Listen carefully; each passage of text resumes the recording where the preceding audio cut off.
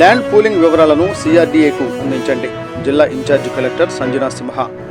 అమరావతి మండలంలో land pooling అంగీకరించిన రైతుల వివరాలతో పాటు దేవాదాయ, రెవెన్యూ శాఖల భూములు రికార్డులను త్వరితగతిన క్రోడీకరించి సిఆర్డీఏకు ఇవ్వాలని జిల్లా ఇన్ఛార్జి కలెక్టర్ సంజనా సింహ అధికారులను ఆదేశించారు. బుధవారం కలెక్టరేట్లోని ఎస్ఆర్ శంకరన్ వీసీ హాల్లో ల్యాండ్ పూలింగ్ భూముల వివరాలపై అధికారులతో సమీక్షా సమావేశం నిర్వహించారు.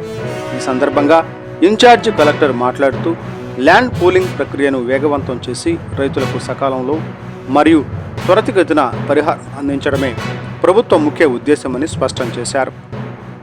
ఇందుకోసం వివిధ శాఖల మధ్య సమాచార మార్పిడి సులభంగా, వేగంగా జరగాలని సూచించారు. సత్తెనపల్లి ఆర్డీఓ శ్రీరాములు, అమరావతి మండల అధికారులు సమన్వయంతో పనిచేసి పూర్తి వివరాలను అందచేయాలని కోరారు.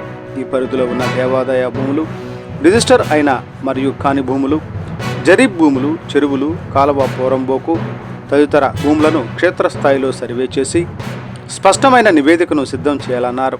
ఈ సమీక్షా సమావేశంలో Sattenapalli RDO Sriramulu, CRDA special deputy collector Ramanakanth Reddy, Amaravati తహసీల్దార్ నగేష్ తదితరులు పాల్గొన్నారు.